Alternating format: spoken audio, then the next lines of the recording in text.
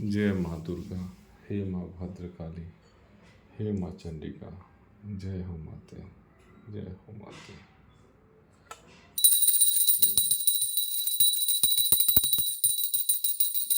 ओम सर्वमंगल मांगल्ये शिवे सर्वार्थ साधिके शरण्ये त्र्यंबके गौरी नारायणी नमस्तुते। ब्रह्मरूपे सदानंदे परमानंद स्वरूपिणी धृतसिद्धिप्रदे देवी नारायणी नमस्तुते, नारायणी नमस्तुते, नारायणी नमस्तुते, नारायणी नमस्तुते।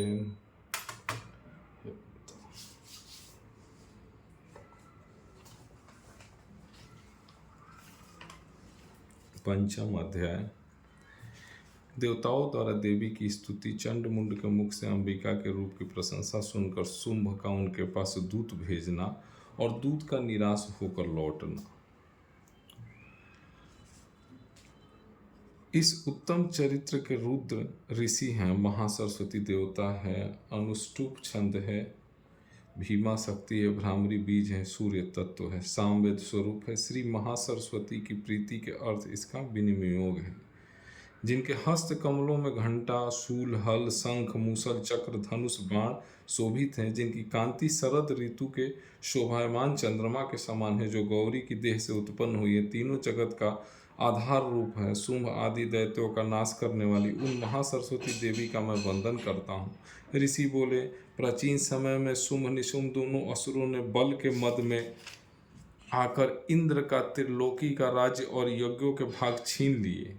उन्हीं दोनों ने सूर्य, चंद्रमा, कुबेर, यम, वरुण का अधिकार पा लिया। वायु एवं अग्नि का काम भी वही करने लगे। देवताओं को अपमानित, पराजित एवं राज्य भ्रष्ट करके स्वर्ग से निकाल दिया। जिनके अधिकार उन दो असुरों ने छीन लिए थे, वो सभी पराजित देवता और पराजिता देवी का स्मरण करने लगे। उन देवी ने तो हमें वर दिया हुआ है कि आपत्ति काल में मेरा स्मरण करने पर तुम्हारे महान संकट क्षण भर में दूर कर दूंगी। यही वर विचार करके पर्वतराज हिमालय पर सभी देवता पहुंचे। वहां विष्णु माया भगवती की स्तुति करने लगे। देवता बोले, देवी एवं महादेवी को नमस्कार हो, शिवा को सदा नमस्कार हो, प्रकृति भद्रा को नमस्कार हो। हम सनियम उन भगवती को प्रणाम करते हैं। रुद्र रूपा को नमस्कार हो, नित्य स्वरूपा गौरी धात्री को नमो नमः हो, ज्योत्सना रूपिणी चंद्र स्वरूपा सुखमय देवी को निरंतर नमो नमः हो, कल्याणी प्रणाम करने वालों की उन्नति कराने वाली सिद्धि स्वरूपा देवी को नमस्कार हो, दैत्यों की लक्ष्मी राज्य लक्ष्मी शंकर पत्नी माता जी को नमो नमः हो, दुर्गम संकट से पार कराने वाली दुर्गपाला सार रूप सार सर्वकारणी ख्याति कृष्णा धूम्रा देवी को निरंतर नमस्कार हो, अत्यंत सुंदर एवं अत्यंत भयंकर रूप उन देवी को बारंबार प्रणाम हो, जगत की प्रतिष्ठा रूपा कीर्ति देवी को नमो नमः हो।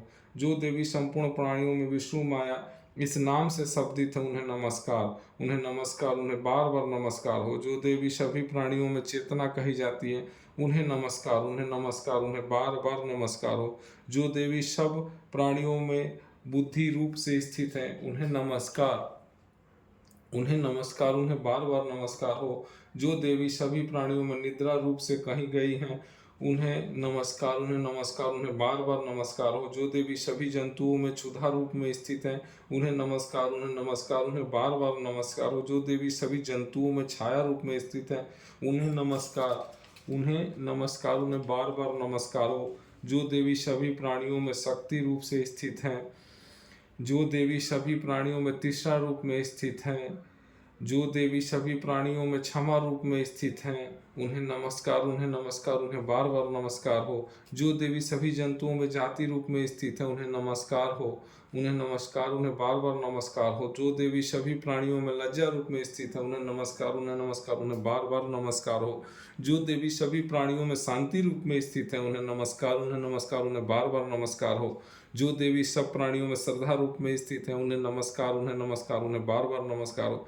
जो देवी सभी प्राणियों में कांति रूप से स्थित है, उन्हें नमस्कार, उन्हें नमस्कार, उन्हें बार बार नमस्कार हो। जो देवी सभी प्राणियों में लक्ष्मी रूप में स्थित है, उन्हें नमस्कार, उन्हें नमस्कार, उन्हें बार बार नमस्कार हो। जो देवी सभी प्राणियों में वृत्ति रूप से स्थित है, उन्हें नमस्कार, उन्हें नमस्कार, उन्हें बार बार नमस्कार हो। जो देवी सभी प्राणियों में स्मृति रूप से स्थित है, उन्हें नमस्कार, उन्हें नमस्कार, उन्हें बार बार नमस्कार हो।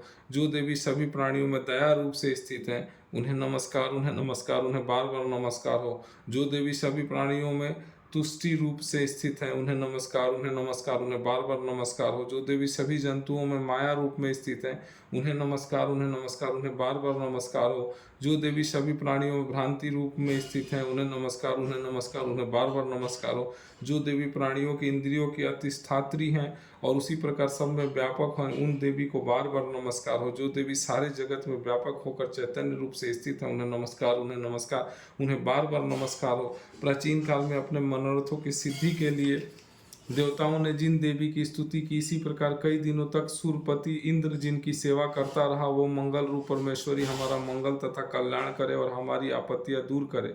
दुष्ट दैत्यों से संतापित हम संपूर्ण देवता जिन भगवती ईश्वरी को अब नमस्कार कर रहे हैं और जो भक्ति पूर्वक नम्रता के स्वरूप मनुष्यों द्वारा स्मरण की जाती है, उनकी सभी विपत्तियों का नाश कर देती हैं। वही देवी हमारी भी विपत्तियां दूर करे। ऋषि बोले, हे राजन, देवता लोग जब इस प्रकार भगवती की स्तुति कर रहे थे, उस समय श्री गंगा जी के जल में स्नान करने के लिए श्री पार्वती जी आई।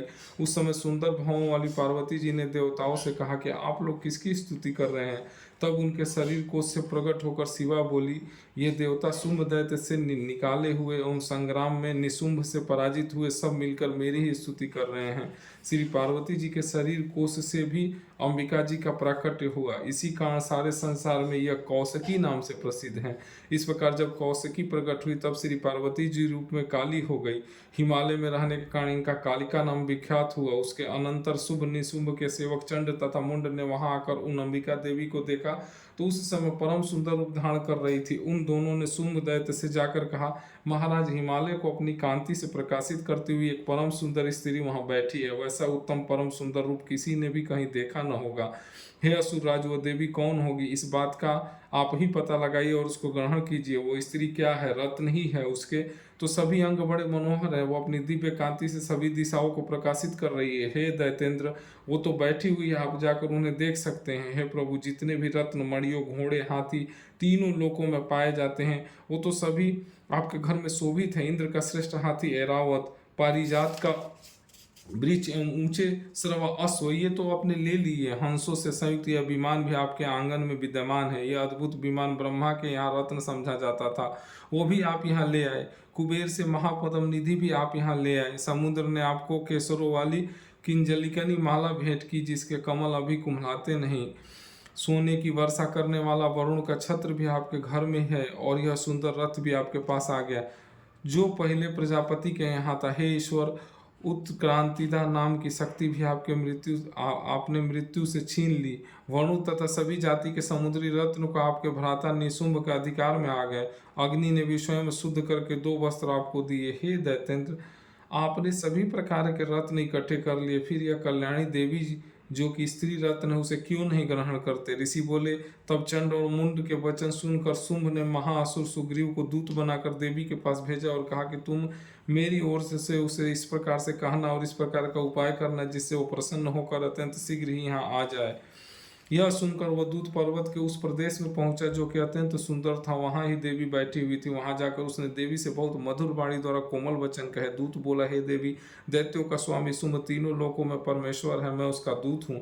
आपके पास उसने मुझे भेजा, अतः मैं यहाँ आया हुआ हूँ। सभी देव जातियों में कोई भी ऐसा देवता नहीं जो उसकी आज्ञा न मानता हो। उसने सभी देवता को परास्त कर दिए हैं। अब आपके लिए उसका जो संदेश है वो मुझसे सुनिए। उसने कहा, सारी त्रिलोकी मेरी हो चुकी है, सभी देवता मेरे अधीन है, सभी यज्ञ भाग पृथक पृथक करके मैं ही पा रहा हूँ।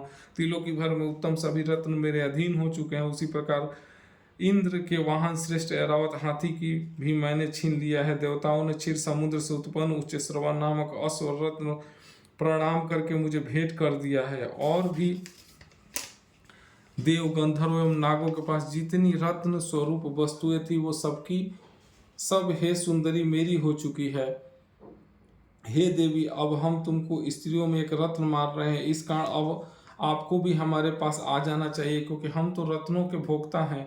अब ये तुम्हारी इच्छा है कि मुझे अथवा मेरे पराक्रमी भ्राता निशुंभ को, इन दो में से किसी को वर लो, क्योंकि तुम रत्न स्वरूप मेरे साथ विवाह कर लेने से तुम्हें अतुल ऐश्वर्य प्राप्त हो जाएगा। ये अपनी बुद्धि के द्वारा सोच लो, फिर मेरे साथ विवाह कर लो। ऋषि बोले, जब इस प्रकार देवी से दूत ने कहा तब वो जगत को धारण करने वाली भगवती देवी गंभीर होकर मंद मंद मुस्कुराकर बोली। देवी जी बोली, हे दूत, तुमने जो कुछ कहा वो सत्य है, मिथ्या कुछ भी नहीं है। इसमें संदेह नहीं कि शुंभ त्रिलोकी का स्वामी है और निशुंभ भी वैसा ही है, किंतु मैंने भी एक प्रतिज्ञा की हुई है, उसे मैं किस प्रकार मिथ्या करूं। अल्प बुद्धि के कारण जो मैंने पहले प्रतिज्ञा की हुई है उसे सुनो। प्रतिज्ञा इस प्रकार की है कि जो मुझे युद्ध में जीत ले वो मेरा अभिमान तोड़ दे और संसार में मेरे समान बलधारी हो, वही मेरा भर्ता हो सकता है। शुंभ आए अथवा महा असुर निशुंभ आ जाए, मुझे जीत कर मेरा शीघ्रता से पारिग्रहण करे, देर करने की आवश्यकता ही नहीं।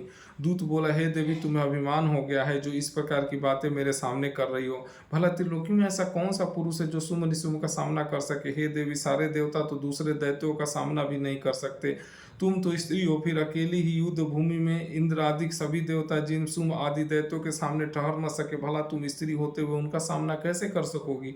इसलिए मेरी बात मानो और शुंभ निशुंभ के पास चली चलो। इस प्रकार चले चलने से तुम्हारी प्रतिष्ठा होगी, अन्यथा जब वो तुम्हारे केस पकड़ कर घसीटते हुए ले जाएंगे तो तुम्हारा गौरव नष्ट हो जाएगा।